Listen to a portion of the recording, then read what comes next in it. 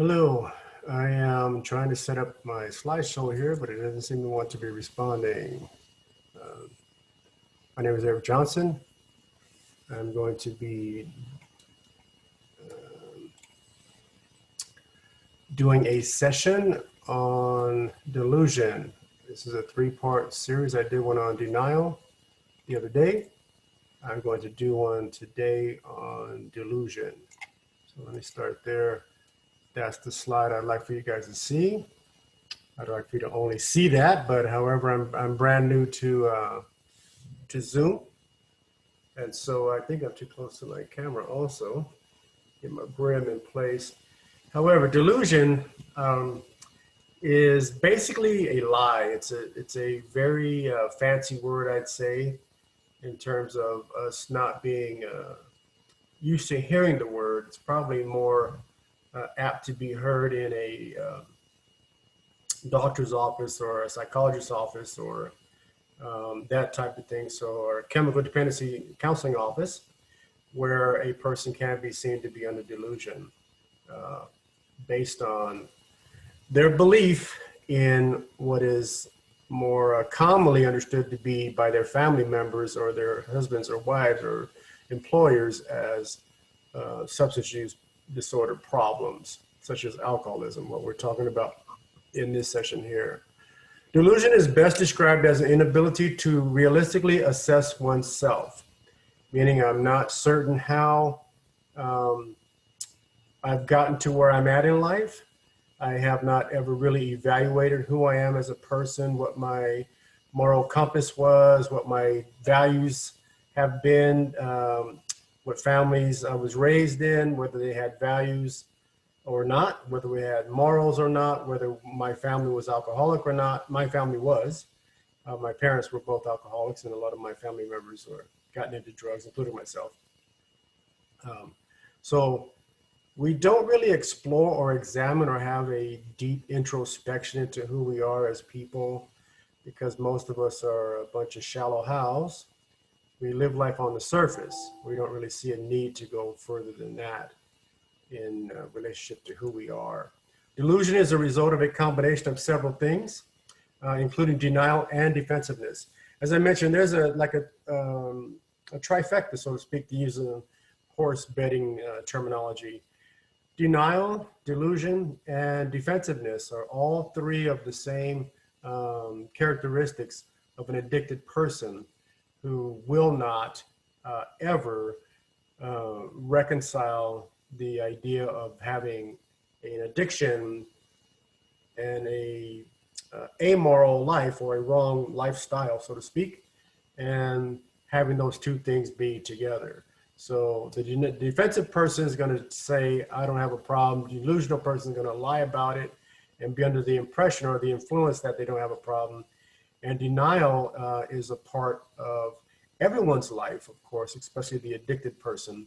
They just refuse to say that they're a alcoholic or a drug addicted person, no matter what the consequences might have been in their lives. Like denial, delusion is not intentional and often appears to be conscious lying, when in fact it is not. I do not tend to believe that theory there.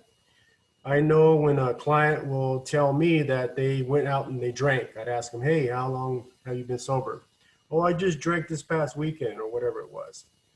And then they'll elaborate a little bit more and tell me they went to a bar, they were at a bar with their friends and they were having a few drinks and whatever. And so I asked them quite directly, so when you went to drink, did you drive yourself there? Yeah. Did you get the keys to your car and walk to your car and start your car and drive it to the bar? Yes, I did. Okay, did you walk in the bar, go to the bar stool, sit on the bar stool, order a drink? Yes, I did. Okay, so now you're sitting here telling me you don't even know how you got there? They'll be like, yeah, I don't know how I got there, man. I just ended up at a bar.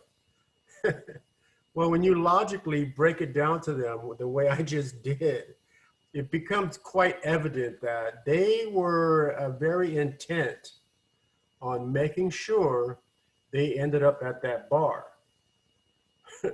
It says here, not intentional. I do not agree with that. I don't have to agree with everything that these slides will tell us, but that I definitely don't agree with. This is often when dealing with delusion and denial. The chemically dependent person, the individual, is telling the truth as they see it. I put on my Facebook page the other day that people want the truth, but they only want their truth. So truth is relative. It's subjective to what they believe to be true. It says, but the truth may or may not have anything to do with the facts. So the fact is, I'm an alcoholic or I'm a drug addicted person. I just don't want that truth to be revealed to me because I would rather not live in that truth right now, or my reality. I really don't want to live in that right now. So please don't diagnose me as an alcoholic and label me with that diagnosis. The following are all major contributions to delusion. Blackouts. Anybody know what a blackout is besides me? I've had plenty of blackouts in my drinking days where my central nervous system is so overwhelmed by alcohol molecules that my brain is basically being put to sleep. I get my blankie, I get my binky, my brain goes over to the bed or the couch and lays there and falls asleep. All the while, I'm still drinking, still drugging, still fighting, still dancing, you know what I'm saying? Saturday Night Live, Saturday Night Fever, doing all those things. I just don't know that I'm doing it. Memory blackouts are chemically induced amnesia. Amnesia is a medical term for memory being wiped out, not knowing what you're doing, not aware of it. Memory blackouts are a unique phenomenon that only happen to people with this disease. What disease? What we consider to be a disease in DSM-5, the Diagnostic Statistic Manual, is alcohol disorder, which is an F1099 diagnostic impression. So a person who has an assessment and is determined to have this disorder or disease has been diagnosed or assessed at a treatment facility. Blackouts can happen after 1 drink or 50 drinks. It depends on how much tolerance you have acquired in your drinking life in terms of how much capacity you have to take in 5 drinks, 10 drinks, 20 drinks, what have you. Blackouts are unpredictable. Nobody knows when they're going to happen. In a blackout, the individual's memory function stops. Individual continues to operate but retains no memory of his or her actions, what I was just saying earlier. A blackout is very different from passing out, where a person loses consciousness completely. That part of it is not very desirable in terms of having fun.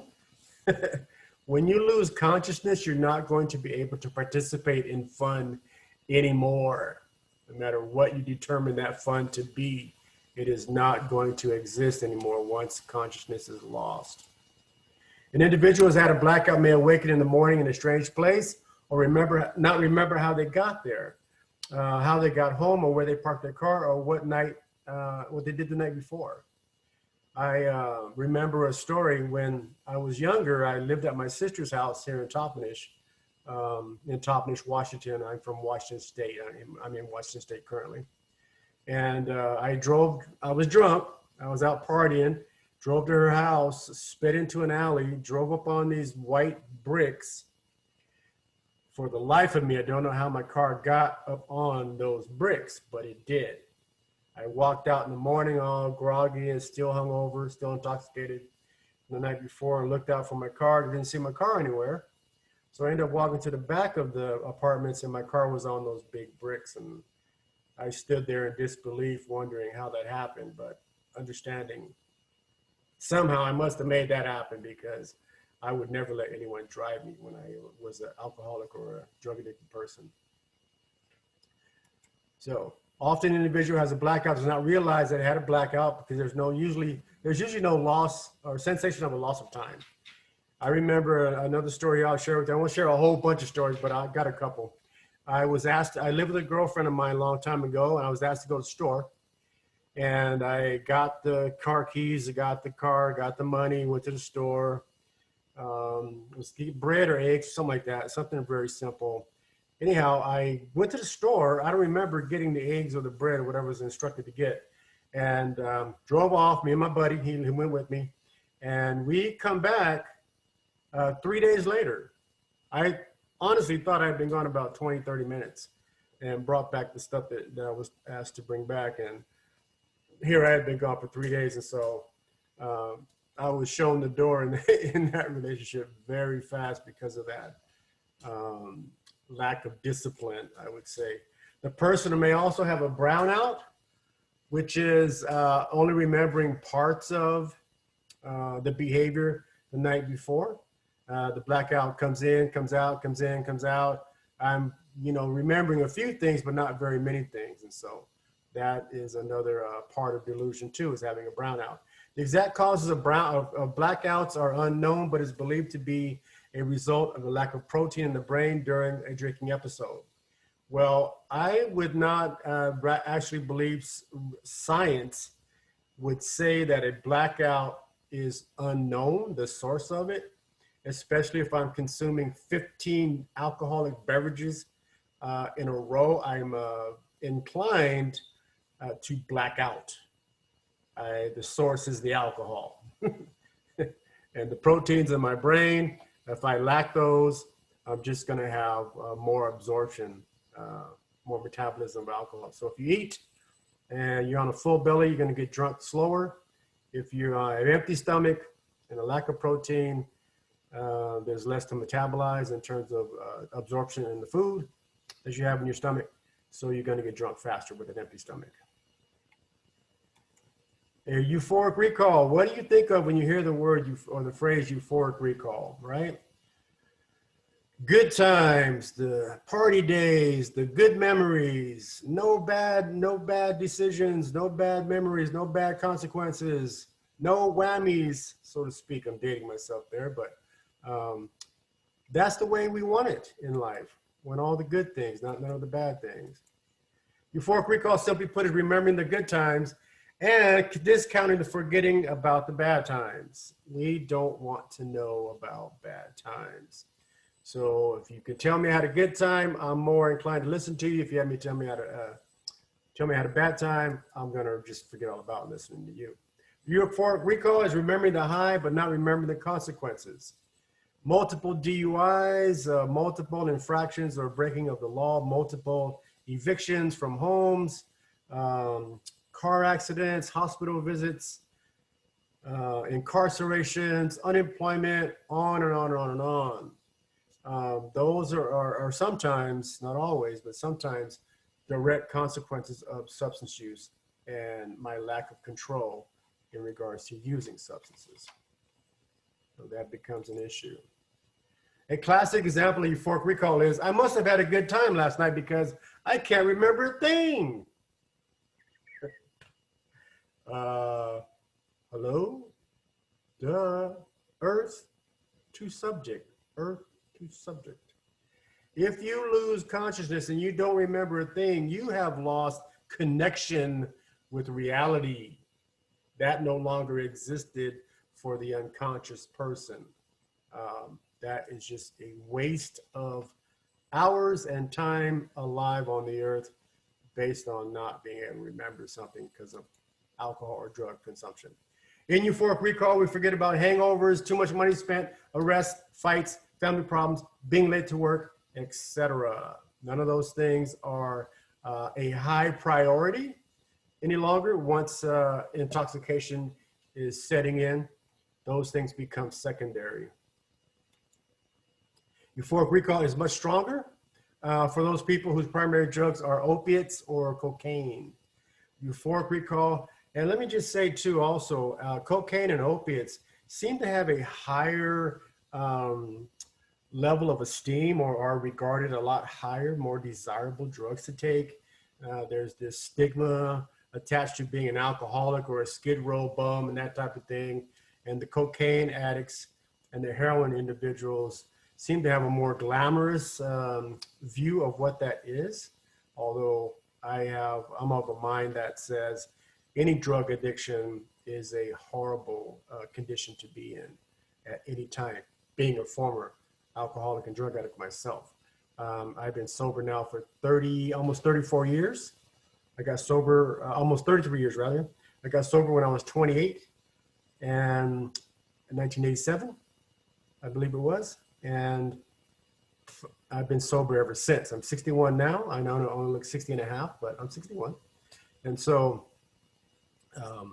it has helped me greatly or immeasurably to know that all drugs, it's kind of like a drug is a drug is a drug. Doesn't matter what it is. To me, there's no class system of what's the best drug, what's the worst drug. They're all the worst in my mind. Repression. Who wants to know or who wants to guess what repression means? Okay, repression means that I am stuffing or repressing, pressing down and trying to forget what has happened in my life. It says here, repression is memory loss similar to a blackout, but unlike blackouts, which are permanent, repression is usually temporary and also intentional. Repression is me deciding not to remember something as opposed to blacking out, which is a choice that I've given over to my substance use. And so I no longer have that choice to stay conscious or stay aware of what's happening with me because I've consumed too much of a substance. Repression is caused by psychic pain or psychological pain rather than chemicals. And unlike blackouts, repression is common to everyone, not just chemical-dependent persons. So everyone who experiences any adversity, any challenges in life, any stressors, have a shut-off valve, so to speak. When I repress something, I push it back to the back of my memory bank and put it in my long-term memory bank and try not to remember it or recall it at any time because I just don't want the displeasure of remembering it. The amnesia from repression comes back as usually someone else will provide the key information to unlock hidden memories. That's like you going out with friends and somebody else remembering what happened the night before and you didn't remember what happened the night before. So you're with 7 or 8 other people. They remember having a nice time at a party and everything went well. And you don't remember none of it because you were blacked out. Still dancing, hey, still partying, but not knowing what you're doing because you were no longer aware of it because of the blackout. It says, this is what happens to us when we get in this condition. It says, that is repression. Repression will continue to come back to you for years to come, meaning these memories can only be repressed or stuffed down for so long, and then they resurface. So you're not going to be able to just completely do away with all of your bad choices or bad decisions that resulted in bad consequences. Other factors that aid in delusion are things that like enablers who help us stay in the fog by unintentionally supporting our disease. Now there's that word again, unintentionally. Bunch of syllables there. I don't like more syllables than 2 because I'm not all that smart. But that right there is, to me, when birds of a feather flock together type of a thing, when I'm with my friends and we all go buy a case of beer or 2 cases of beer, none of that, let me repeat that word, none was unintentional. They didn't, hey, I really don't want to go buy a case. I really don't want us to go in the store and get those 2 cases of beer. We really don't need that. That usually isn't on the menu or the agenda when people decide to go do those types of things. It just isn't there. So the unintentional part of it to me is like a myth, a fantasy. It's intentional. Plain old poor memory loss is a factor. Now, I can attribute that to age. I think I forget a lot of things now at my age. I wouldn't say a younger person is going to forget, a lot of their behavior, especially when they're faced by a judge who's reminding them of their behavior, reading off their rap sheet to them on what they've done multiple times. So that now I can't forget it because they keep reminding me of it. My spouse reminds me of it. My boss reminds me of it. My kids remind me of it. I can't really have the excuse or the cop-out of memory loss. So that is part of the game that these individuals who are subject to disorders or disease or an addiction have as alleged alibis. Drinking buddies who drink and use like us also help us to believe that what we're doing is normal. We drink and we have fun and we hang out and we kick it, and that's just what we do. Now, whatever the consequences are when we all disperse and we all leave the tavern or leave the party or leave the wedding ceremony, wherever we are, and then get ourselves a DUI, because the majority of clients that we have at our program, I would say 95% of our clients, all Native Americans, of course, we're a Native American treatment facility. We're a licensed facility with the Department of Health in Washington State. We are a level 1 treatment facility, outpatient center, and we primarily treat only DUIs, either from our tribe or from the state of Washington, Yakima County, where I live at, one of the 39 counties in Washington State. So that also plays a role in me not acknowledging my deficits in terms of my behavior, my moral aptitude. Being raised in an alcoholic family will also allow us to see dysfunction as normal. The word dysfunction is no longer used in our field very often at all. It's more of a behavioral problem, so that I have a behavioral disorder as opposed to dysfunctioning. And so I just want to make sure that that I emphasize the fact that I'm in a behavioral disorder, that I have a behavioral modifications, which is treatment to help me change how I act and return me to normal. All right, so that'll do it for that session right there with delusion. My next session will be coming up promptly on defenses. So I just want to close out right there and say, keep the faith, stay strong, and stay native, a Tawi Shamash, which is Sahaptin language for I love you.